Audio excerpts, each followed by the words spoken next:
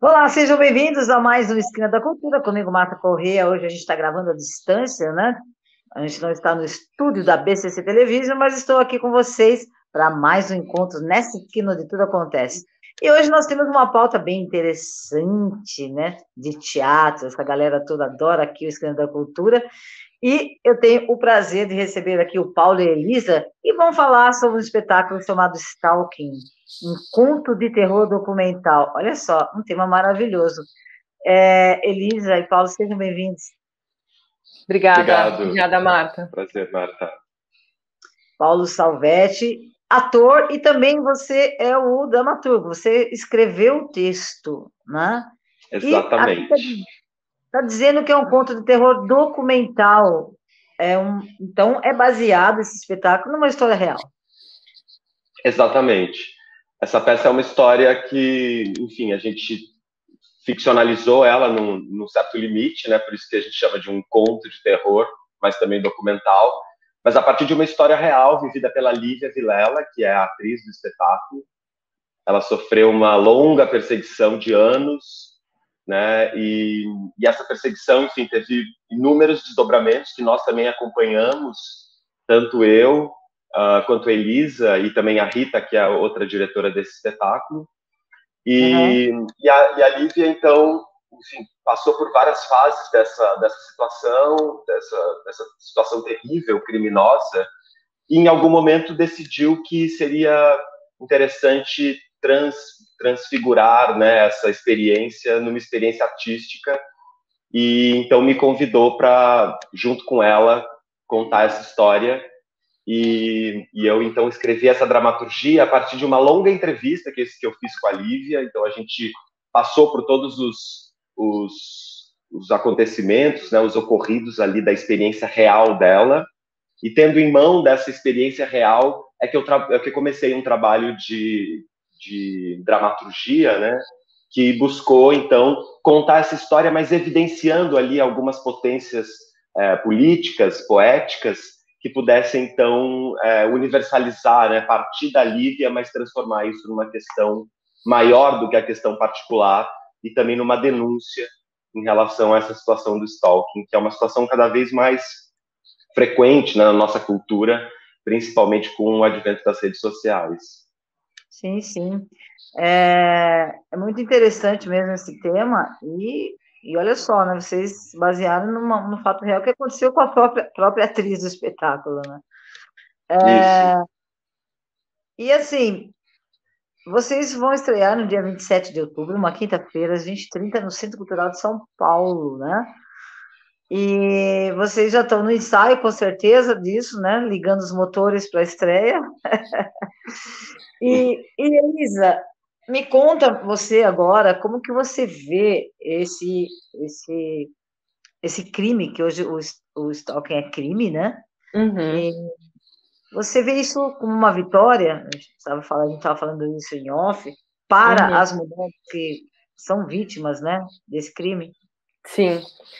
Eu falo são as pequenas vitórias, né, do dia a dia, porque, claro, a gente deveria ver como uma grande vitória, mas me deixa triste de pensar que muitas mulheres já passaram por isso, né, tantas outras vezes e não puderam ter, né, a ajuda que se tem hoje. Mas, enfim, que bom que a gente avança. Eu estou falando isso porque no espetáculo isso é uma das coisas que a gente evidencia, o quanto que o sistema ele é falho, né, em ajudar as mulheres muitas vezes, assim. O quanto que o esforço é muito maior do que às vezes, né, o que se recebe em troca, assim. E eu acho que isso é uma crítica importante, assim, que a gente faz, né, de um jeito sutil, de um jeito inclusive cômico, em que a gente pode ridicularizar essas situações pelas quais as mulheres passam nessa relação machista com as autoridades, né, policiais ou, enfim, que estão ali, que deveriam estar ali para ajudar as mulheres, né? Mas é muito importante, né? É super recente, né? Foi no ano passado, em 2021, que o stalking foi tipificado como crime. Então, antes as mulheres, né, a única coisa que elas podiam fazer era um boletim de ocorrência para denunciar algum tipo de perseguição, e hoje elas podem, isso é um crime, então os caras podem ser presos realmente, né? Então eu acho que sim, isso é importante. Eu acho que a gente, né, caminha e as obras de arte, né, as obras de teatro, como no nosso caso, eu acho que elas são importantes nesse sentido. Assim, acho que quanto mais a gente coloca isso para o mundo, né, de uma maneira que a gente abarca ali um público também com relação a esse assunto, acho que a gente faz a coisa caminhar, né? A gente fala que esse espetáculo tem a gente tem essa vontade de transformar esses gritos abafados por travesseiros em sirenes ensurdecedoras, né? Porque isso não é mais possível, né? As mulheres não podem mais ficar caladas com relação a nenhuma violência, né? E eu acho que a nossa peça ela caminha nesse sentido, assim. E vocês usam no espetáculo áudios, canções enviadas pelo perseguidor, né? E-mails, troca de mensagens, documentos, né? Vocês exibem isso durante o espetáculo. Como vocês conseguiram exibir isso? Precisou de alguma autorização, né? Ou isso é usado de boa no espetáculo? Bom, a gente tem uma assessoria jurídica, né, que enfim, foi nos mostrando ali. A Lívia, né, por conta dessa perseguição ter sido tão longa e durou tantos anos e teve inúmeras fases, né, do processo policial e jurídico, enfim, é um processo bem longo, com muitos desdobramentos. Em função disso, a Lívia tem toda a trajetória dela acompanhada já por uma advogada, que é também a mesma advogada que acompanha o nosso processo. Então, a gente teve ali uma assessoria dela nesse sentido de determinar o que nós poderíamos usar, né, e como é que a gente poderia usar. Então, a gente não usa nenhum documento exatamente na íntegra, porque a gente não tem nenhuma intenção durante o espetáculo de dar visibilidade ao agressor, né, a esse perseguidor, e muito menos de revelar a identidade dele, né? Então, obviamente que qualquer uma dessas evidências que pudessem levar qualquer pessoa que está assistindo a peça a identificar esse criminoso foram retiradas desses documentos. Então, a gente fez ali, usou alguns artifícios, né, como, por exemplo, um artifício de alteração vocal ou um artifício de exclusão de algum fragmento que pudesse identificá-lo. Mas a gente percebeu, Marta, que essa coisa do... Enfim, a gente tem percebido não só na experiência do nosso espetáculo, mas na experiência em geral do teatro documental, né, que é uma vertente bastante explorada agora na contemporaneidade, principalmente mais recente. A gente percebe que a presença do documento, ela vivifica muito o momento, né? Então, quando a gente por exemplo, teve a oportunidade de fazer já exibições, ensaios abertos, né, com pessoas convidadas que puderam ali dar seus feedbacks para a gente. E quando as pessoas estão diante desse documento, a coisa se materializa de um jeito muito diferente, né? Então, esse limiar ali, né, entre a ficção e a realidade, ele fica muito estreitado quando tem um documento, né, ali presente. Então, a presença desses documentos, ela também é importante como uma força de realidade, né? Quer dizer, a gente sabe, o teatro é ficção, tudo que a gente está fazendo ali é no campo ficcional, mas quando essa ficção ela se estreita muito com a realidade, o campo dos sentidos também se amplia, né? Então, a pulsão ali, a indignação da pessoa que está assistindo, ela também se amplia nessa hora, porque ela vê exatamente, puxa, ela recebeu esse e-mail com esse conteúdo, caramba, o negócio ganha uma outra proporção, né? Então, a nossa opção por usar esses documentos também tem a ver com esse efeito de sentido que torna a força política maior, amplia isso. Isso é maravilhoso, porque com essa estrutura que vocês trouxeram da documentação, dos e-mails, enfim, isso dá mais credibilidade, porque muitas vezes, quando a gente fala que está sendo perseguido por alguém, as pessoas falam, imagina, você está exagerando, não é nada disso, né? Isso vai passar logo. Não é assim que a gente ouve as coisas?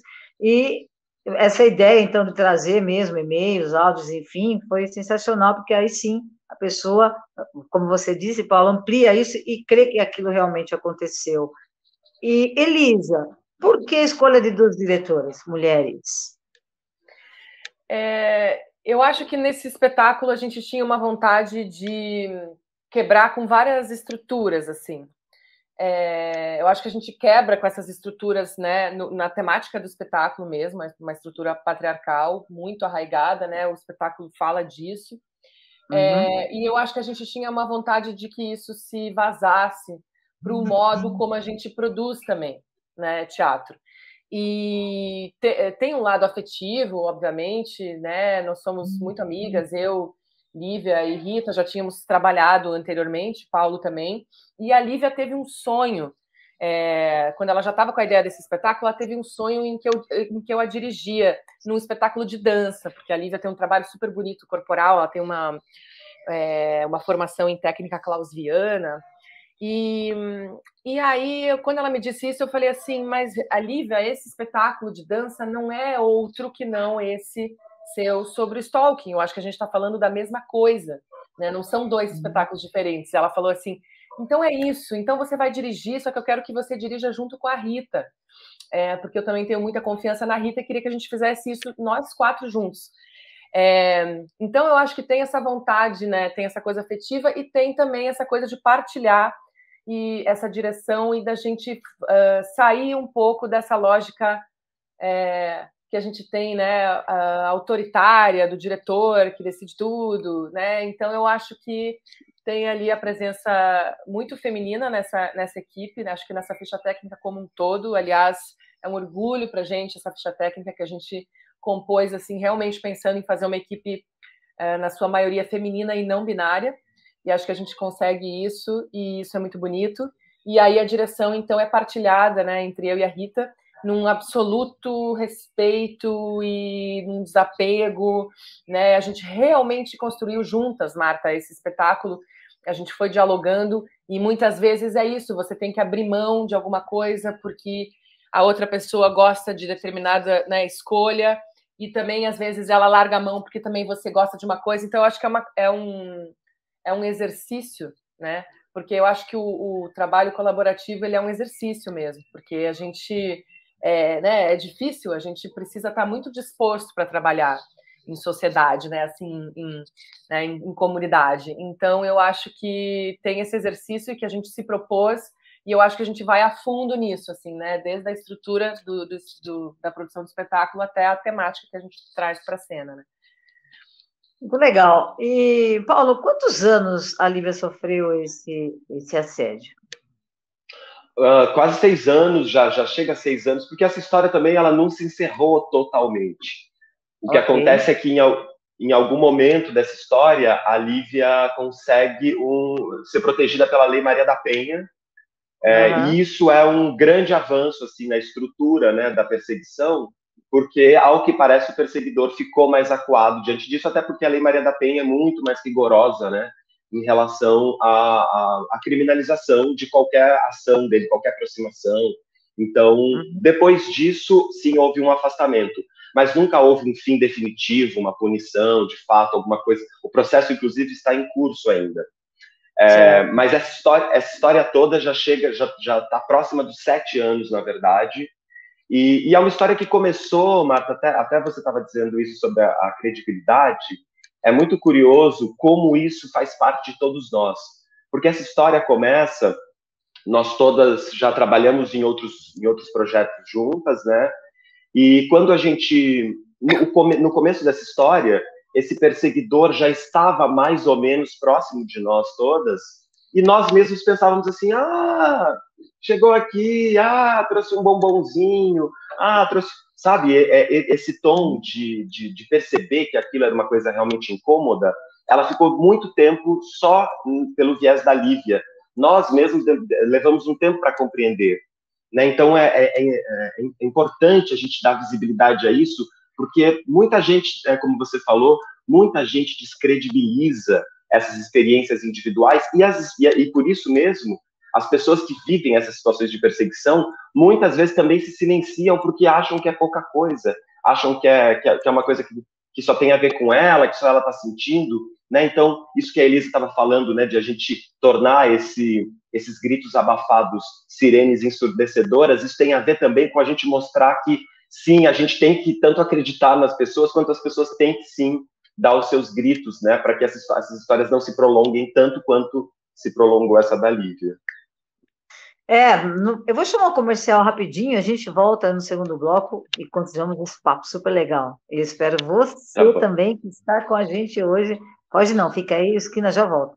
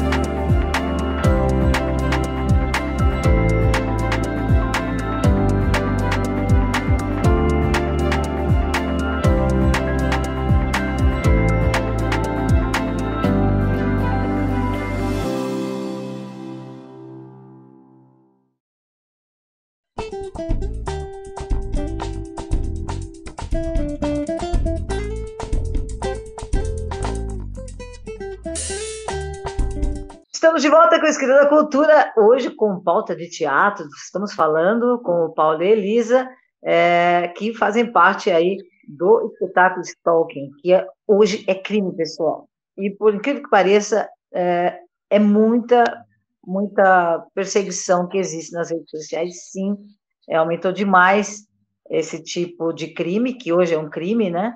Mas que, graças a Deus, a gente tem uma lei aí que agora protege as pessoas que sofrem esse tipo de perseguição. Infelizmente, o que seria ideal é não ter lei para isso, né? Que as pessoas não cometessem esse crime. Mas, ainda bem que a lei foi criada e que agora, sim, essa perseguição virou crime mesmo. E antes de eu continuar com eles, eu quero vamos falar de espiritualidade, né? Que é um quadro que a gente tem aqui com a nossa sacerdotisa Milene Sintra, com as dicas de hoje sobre a espiritualidade. Vamos ver. Eu sou Milene Sintra, uma sacerdotisa transformando vidas, e hoje eu gostaria de falar sobre superação.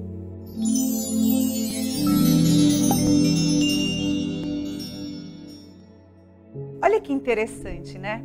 O ser humano passa por situações na vida onde ele precisa ressignificar a sua energia, a sua existência, precisa cortar os elos com tudo que o prende ao passado, sejam elos com trauma, sejam nós energéticos, situações de mágoa, de tristeza, de opressão, tudo isso precisa ser encerrado, primeiro de forma espiritual e depois de forma psicológica, porque tudo isso que nós carregamos nos rouba muita energia e nos deixa frágeis diante da vida, diante de novas oportunidades, né?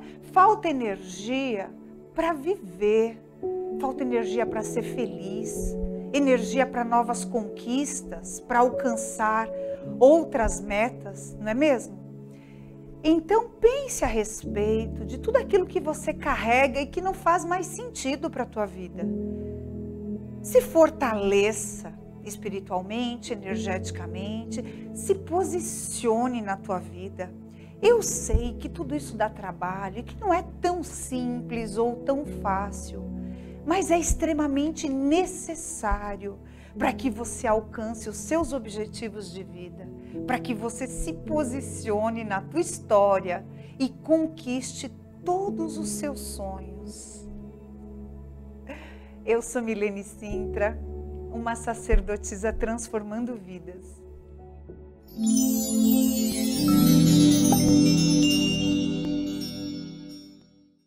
Voltamos então, Milene, obrigada, minha sacerdotisa querida. Nós gostamos muito do quadro, das suas dicas aqui no Esquina da Cultura, viu? Beijo para você.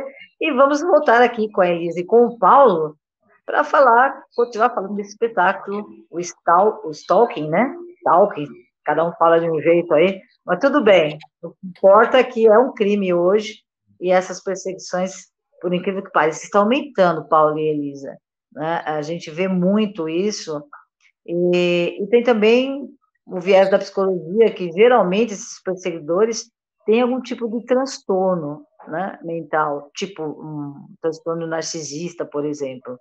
Não são pessoas que agem normalmente. Vocês colocam algum viés da psicologia nesse espetáculo ou não?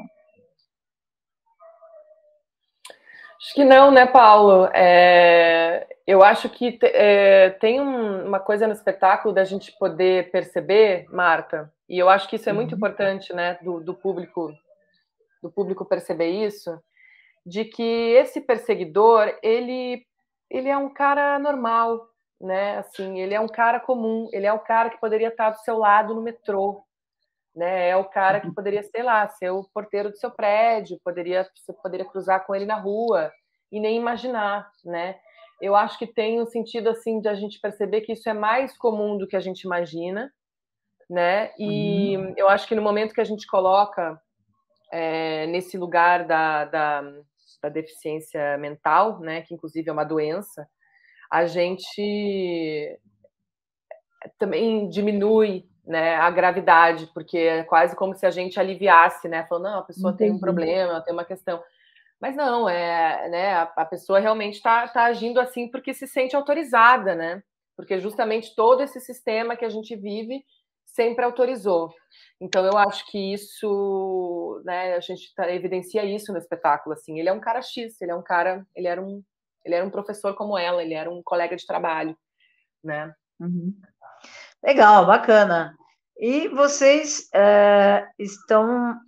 vocês usam também, além dos documentos, dança, máscara, animação de objetos, né? Contos de fada, isso é muito interessante. Quais são Sim. esses contos que vocês agregaram no espetáculo? Tem uma coisa interessante aí, pegando a linha do que a Elisa estava falando, né? A gente percebeu, Marta, que seria interessante, ao invés de a gente ficar entrando muito na psicologia desse perseguidor, que a gente mostrasse mais as coisas por um viés do estereótipo, porque existe, né, um padrão ali na cultura patriarcal, um padrão machista altamente reconhecível, né? Então a gente trabalha muito com esses tipos masculinos. E a gente foi percebendo que esses tipos, muitos deles, né, eles estão fundados nos contos de fadas. E a gente começou a perceber, então, estudando os contos de fada, e a gente teve também um auxílio maravilhoso de uma estudiosa dos contos de fadas, feminista, Nicole Aum, e a gente foi percebendo que a educação infantil, né, pelo viés dos contos de fadas, ela tem ali várias coisas interessantes, os contos de fadas podem contribuir em vários sentidos, mas eles ensinam muito sobre uma estrutura patriarcal, eles ensinam muito sobre uma submissão feminina, eles ensinam muito sobre uma permissão masculina, por exemplo, de encontrar um corpo desacordado e beijá-lo na boca. Né? Então, o que se faz com o corpo de uma mulher desacordada? O que se faz com o corpo de uma mulher? Então, a gente começou a perceber que os contos de fada também precisavam entrar nessa estética, né, da desconstrução. Então, a gente pega alguns contos de fada para desconstruí-los, para, de certo modo, revelar coisas perversas que eles contêm, né, no meio dessa coisa bonitinha, né, que a gente se encontra. Então, tanto os contos de fada por essa perspectiva, a gente usa um, por exemplo, bem exemplar, que é o Barba Azul, sim, mas a gente também, mas nessa ideia também que você falou, né, de usar as máscaras, de usar dança, a gente também foi buscando isso, né, de como é que a gente constrói esses estereótipos, esses tipos masculinos, como é que a gente coloca as máscaras que são as máscaras comuns da nossa sociedade, né? Por exemplo, a gente tem comportamentos masculinos muito repetidos, né? Então, por exemplo, o homem que é autoritário em casa, né? O homem que exige que a sua esposa, por exemplo, cuide sozinha das atividades domésticas e dos filhos, ou o homem que quer numa mulher uma continuação da sua mãe, quer ali manter aquela relação.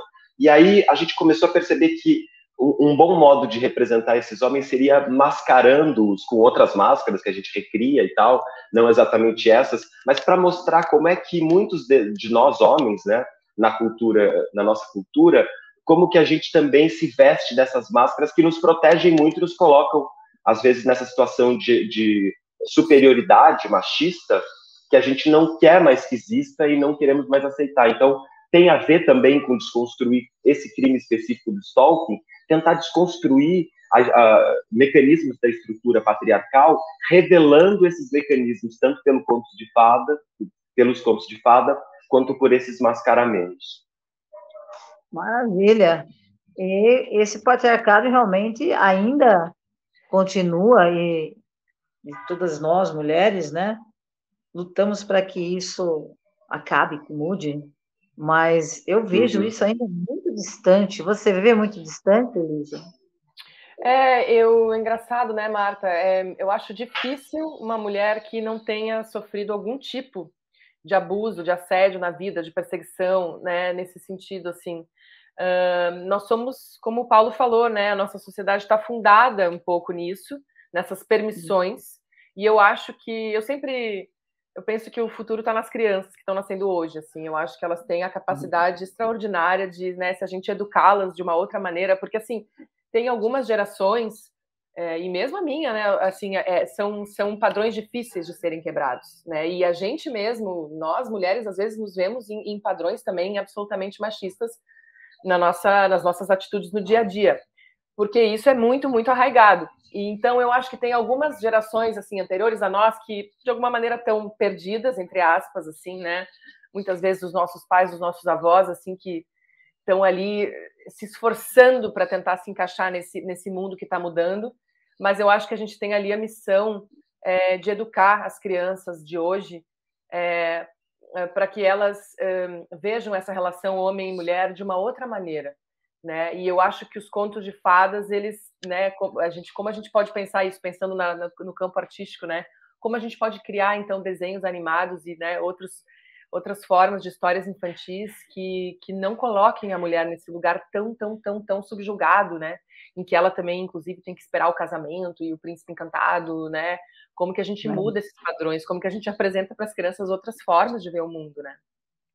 Através da arte, que é o que vocês estão fazendo, né? Esse grito, essa voz, que a arte nos salva, a arte e a ciência é o que nos salva, é o que transforma o mundo, é o que transforma as pessoas. E eu quero parabenizar vocês pelo espetáculo, achei um tema sensacional, um tema que está aí bombando, que é o stalking, né? Que hoje, graças a Deus, temos uma lei que protege essas mulheres, e também tem homens que são vítimas de stalking, viu, gente? Sim, com certeza. E aí é interessante isso, né? Porque é um tema que vocês estão trazendo, porque muitas pessoas nem sabem que isso virou um crime, né? Então, é importante que vocês divulguem ao máximo o espetáculo, né? Sensacional. Uma maneira de trazer o tema para as pessoas, dar voz para isso, né? E claro, como a Elisa falou, educar as crianças, né? Escrever outros contos de fadas que falem sobre isso, né? A verdadeira intenção dos que estão aí, os contos de fadas, tem coisas muito, muito perigosas neles, né? Claro que eles são maravilhosos também, mas tem que prestar atenção nisso. Enfim, vocês vão estrear no dia 27 de outubro, e a temporada vai até quando? Vai até o dia 6 de novembro, é uma curta temporada, são só 2 semanas, de quinta a domingo, sendo que no dia 30, que é o dia das eleições, não vai ter sessão, porque o CCSP fica fechado, né, no dia das eleições. Então, uma primeira temporada super rápida, e é por isso que a gente convida fortemente as pessoas para nos prestigiarem o quanto antes, né, porque também a gente sempre tem aquela expectativa, né, Marta, quando a gente estreia um espetáculo, um projeto novo, de que esse primeiro momento ele também sirva para que as pessoas falem umas para as outras, né? Então é muito importante que as pessoas venham, se puderem vir já no primeiro dia, no segundo dia, para que, como tem muito pouco tempo, para a gente ainda ter ali um tempo de avisar as outras pessoas e tal. E uma coisa que, em relação a isso que você estava falando, né, a gente inclusive escolheu dar o nome para o espetáculo de Stalking exatamente por conta dessa lei, né? Ele não é um espetáculo que tem uma missão educativa e nem uma missão pedagógica, mas ele é um espetáculo que tem como pressuposto dar luz, né, para esse tema que você apontou aí, tão importante, né? Então, eu acho que é um jeito de a gente convidar as pessoas para nós pensarmos juntas, né, sobre essa questão. Maravilha! Estamos no fim do programa, eu ficaria conversando mais sobre esse espetáculo com vocês, mas a gente já deu aí um panorama geral do que vai ser, né, o espetáculo. Eu quero parabenizar você, Paulo Salvetti, pela dramaturgia.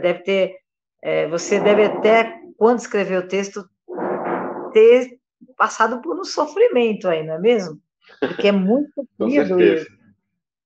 Né? É muito sofrido. Todas nós, né? Com certeza, todas nós, durante o processo, tivemos ali algum processo de sofrimento, né, Elisa? Porque a gente está acompanhando uma história que aconteceu com a nossa amiga e a gente viu acontecendo, né?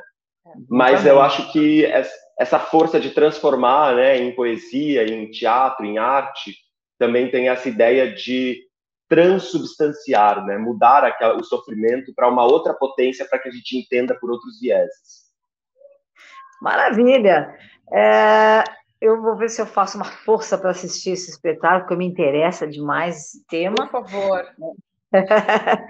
E desejo a vocês todo o sucesso do mundo. Espero que vocês tragam mais espetáculos aqui para a gente mostrar no Esquina da Cultura. As portas aqui estão abertas para vocês. E salve a arte que nos salva. Parabéns pelo trabalho. E vamos lá, vamos em frente e vamos falar desse tema tão interessante e tão atual, né? Trazer para as pessoas esse tipo de sofrimento que hoje é um crime. Parabéns, foi uma honra para mim tê-los aqui, viu? Muito obrigada, Marta, muita honra nossa também estar aqui, eu adoro o Esquina da Cultura, e que bom que você segue aí dando espaço para os artistas, para a gente poder falar um pouquinho, né, do que a gente está produzindo, e estão todos convidados aí, gratuito lá no CCSP, vamos pegar tração aí nessa peça que tem só 2 semaninhas de temporada. É isso. Okay. Obrigado, Marta, obrigado por esse espaço. Na Sala Jardel Filho, né? Isso, na Sala Jardel Filho. Tá bom. Isso, diga, Paulo. Não, ia te agradecer também por esse espaço, por fazer esse trabalho tão legal de divulgação aqui, não só do teatro, mas também de tantas outras coisas legais. É uma honra estar aqui e queremos muito te ver lá, vamos ficar muito felizes se você puder ir. E um convite também especial para todo mundo que puder estar aí com a gente, e também divulguem para outras pessoas. A gente sabe que esse é um tema que pode interessar muitas pessoas que já sofreram, conhecem alguém, então avisem sobre para a gente poder fazer essa força de encher esse teatro para todo mundo estar ali mobilizado politicamente para lutar contra isso. Maravilha. Prazer conversar com vocês, grande beijo, viu? Beijos. Eu conversei aqui e vou me despedir dos nossos internautas, dos nossos telespectadores também. Conversei hoje com o Paulo Salvetti e a Elisa Volpato, que faz a codireção do espetáculo Stalking, um conto de terror documental. Esquina da Cultura, assina embaixo e recomenda. Muito obrigada por você estar com a gente novamente hoje, e semana que vem temos mais esse encontro aqui, toda terça-feira, às 13 horas, nesta esquina. Estaciona aqui, é muito bom. Beijos a todos. Tchau.